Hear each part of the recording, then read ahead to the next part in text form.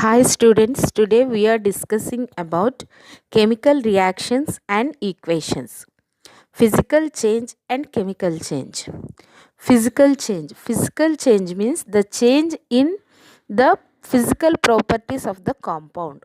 There is no change in chemical composition. These type of changes are called as physical change. What happens during physical change? Already we learned. No change in chemical composition. It is a temporary change. That means the change is not permanent. It will be reverse. No new products are formed. There is no change in chemical composition. So there is no chance to formation of new compounds. And the last one is original compounds are obtained by reversing the condition. That means by reversing the condition we will get back the product. See, first example, melting of ice. When you take ice from the freezer, when you are keeping outside, that means you are increasing the temperature, then ice melts into water. So this is physical change. When you keep the water again in the freezer, that means you are decreasing the temperature, again it will form as ice. That means by reversing the conditions we are getting back the products. In the same way, evaporation of water, melting of candle, sublimation of camphor, these are all examples for physical change. Changes may be exothermic or endothermic. Exothermic means they can evolve heat. Endothermic means or they can absorb heat. Both conditions will happen during the physical change. Chemical change. The change in which change in chemical composition takes place are called chemical change. That means chemical composition will change. These type of changes are called chemical changes. What happens during chemical change? Change in chemical composition. It is a permanent change. Before we learnt temporary change. Temporary means by reversing the conditions we are getting back the product, but here it will not happen. It is a permanent change. New products are formed. During the chemical reactions we are getting new products also. Original compounds are not obtained by reversing conditions. We will not get back the original products by reversing conditions. Changes may be exothermic or endothermic. That means they can absorb heat or they can evolve heat. Both, in any one of both can be happen. Example, take burning of coal, digestion of food, respiration, rusting of iron, curding of milk. These are all examples. Curding of milk. We can change milk into curd, but we can't change curd into milk by reversing conditions. That means the chemical composition itself changing. So we will not get back the products. Okay, these all come under chemical change. When you burn a paper, you will get the ash. From ash we can't get the paper back. These type of changes come under chemical change. Exothermic and endothermic reactions. What are exothermic? The reactions involving liberation of heat energy are called exothermic. That means when a chemical reaction takes place, a new substance is forming along with some heat. That type of reactions are called exothermic. Suppose when you burn a coal means carbon. When you burn a coal, we are getting carbon dioxide gas. Okay, clearly we can observe the gas. At the same time, we are getting the heatness also. Yes or no? That means it is undergoing chemical change along with some heat. It is giving heat. When it is giving heat, that type of reaction is called exothermic reaction. See the example. C plus O2 gives rise to CO2 plus Q. Q means here heat. Endothermic reactions. The reactions involving absorption of heat energy are called endothermic. Some reactions takes place by absorbing heat.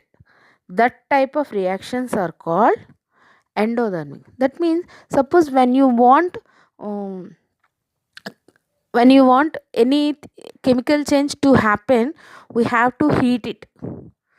Yes or no? In laboratory, we will heat some chemicals to make them to react.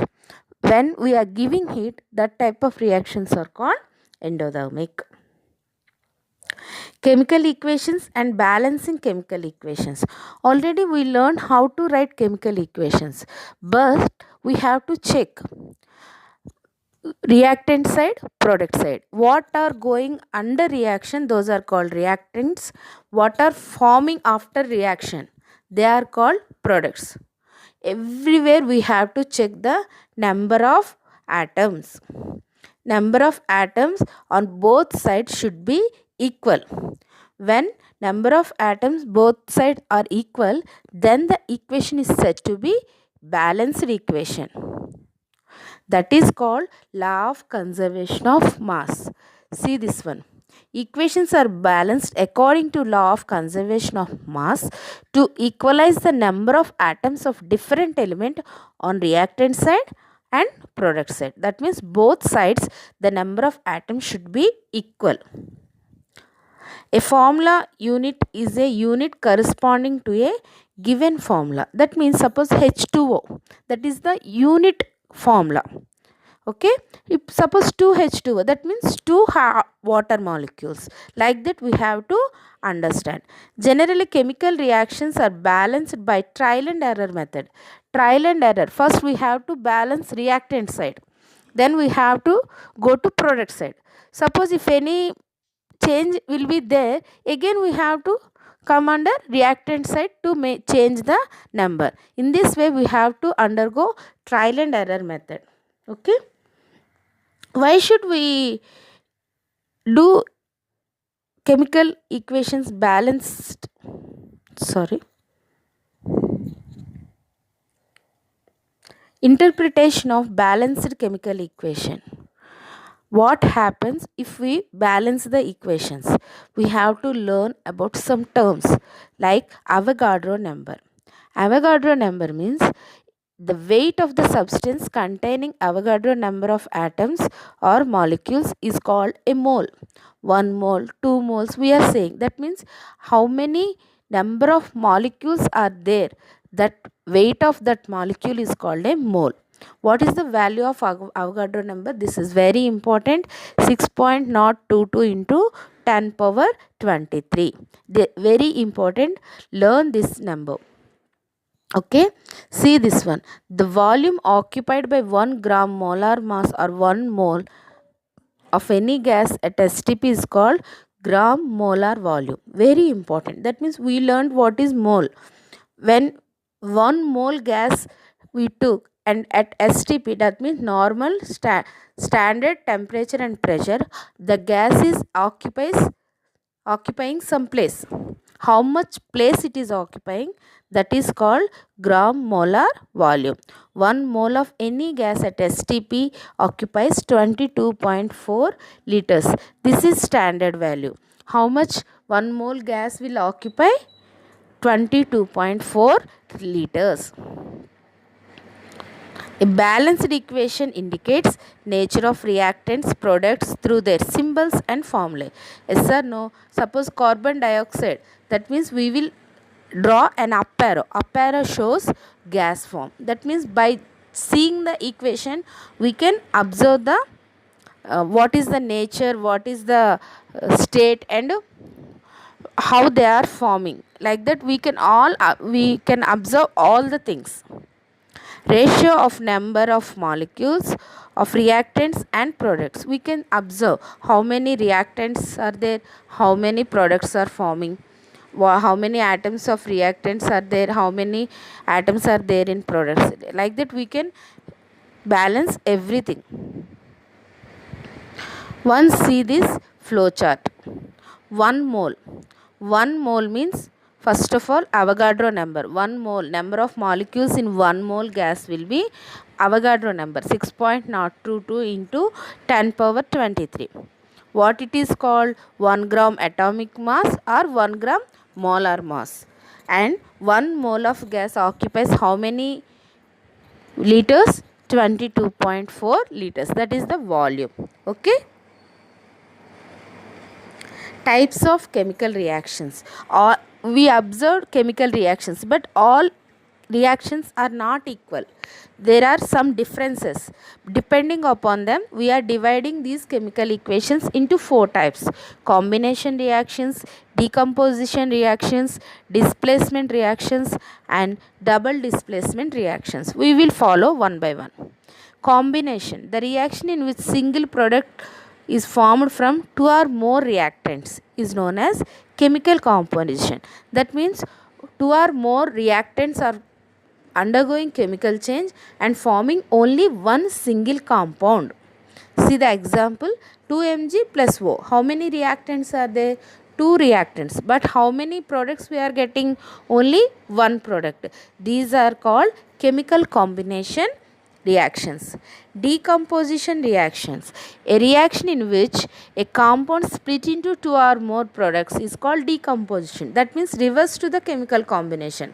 Reactant side only one compound is there, but on product side two or more.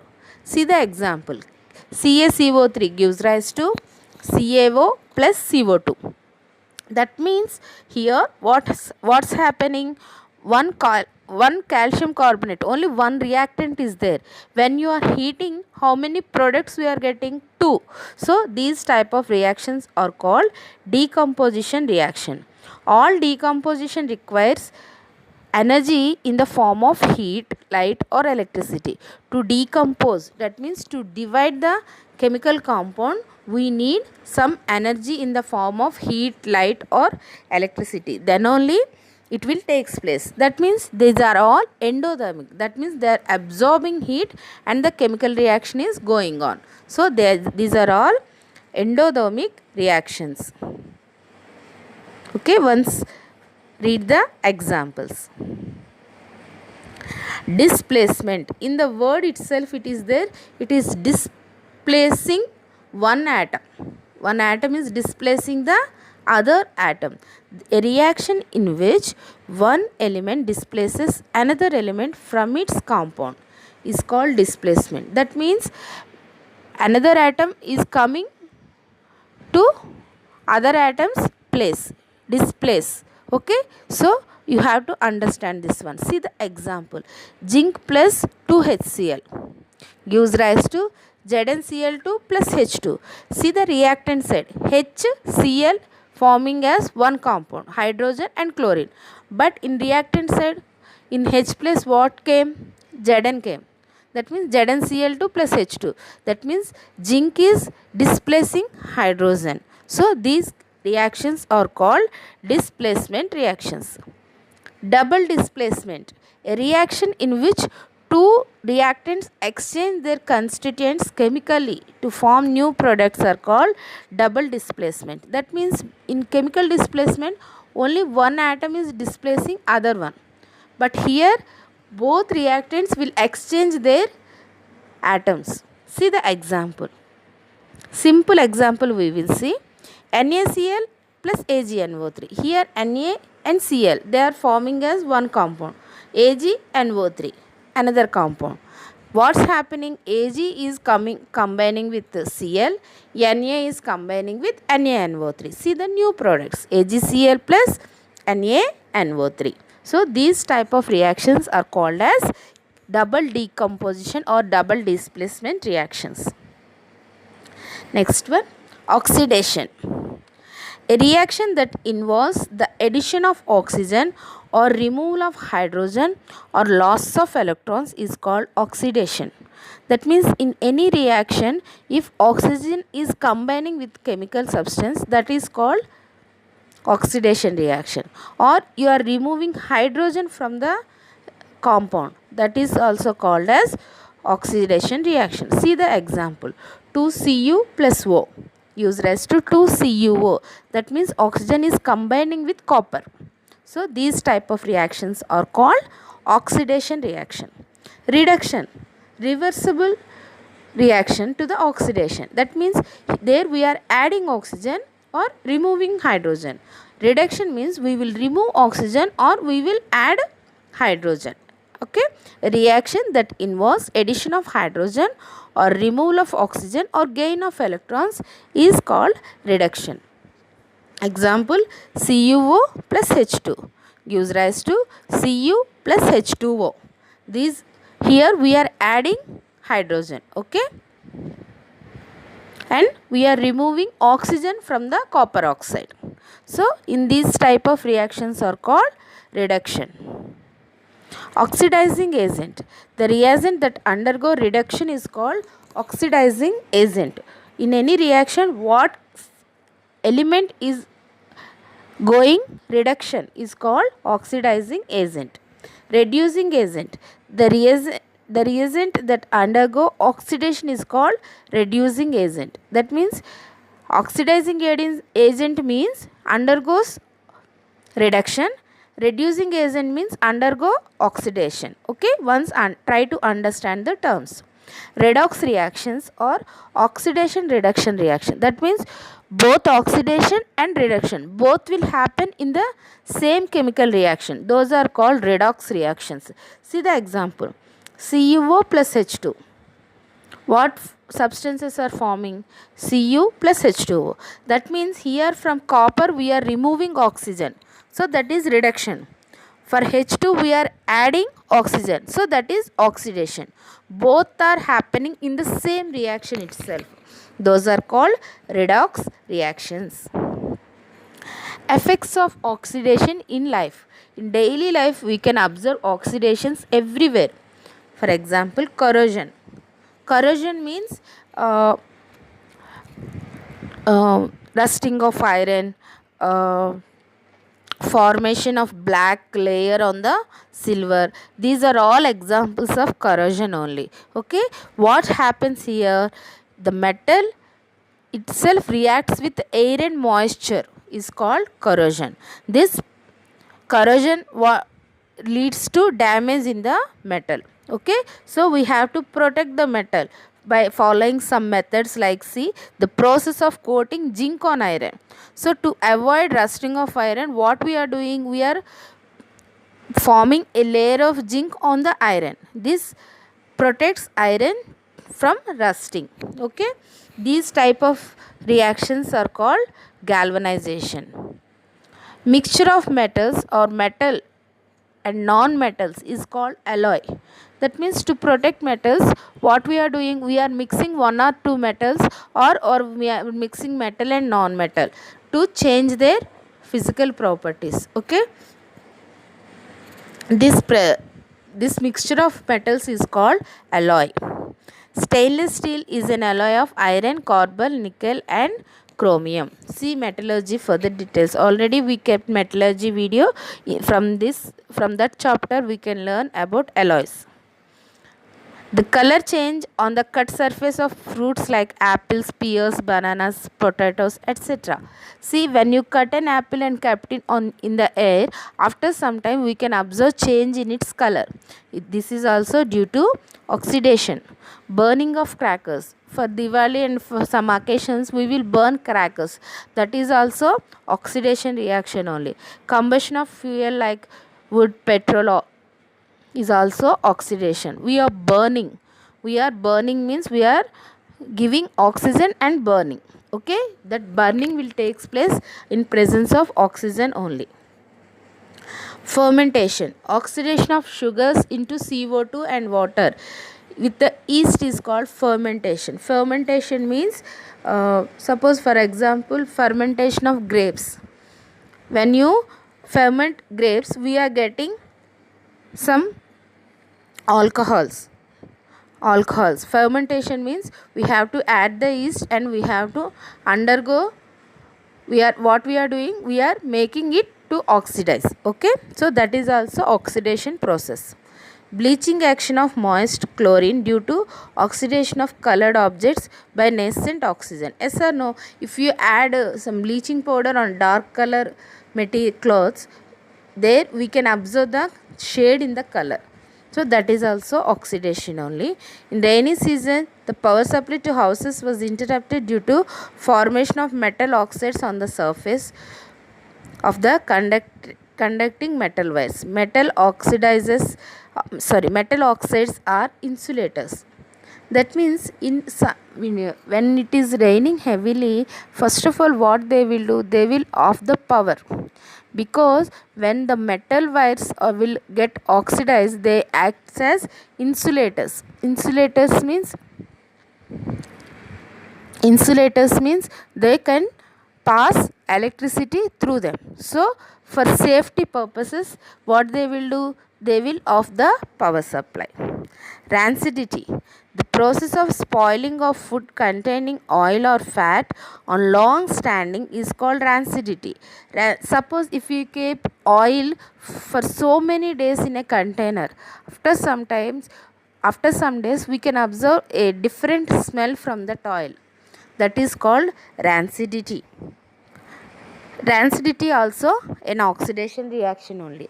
The spoilage of food can be prevented by using food preservatives. Food will get spoiled due to oxidation only. So we will preserving food. How? By using vitamin C and vitamin E. Some, for example, pickles. In pickles we can observe vitamin C.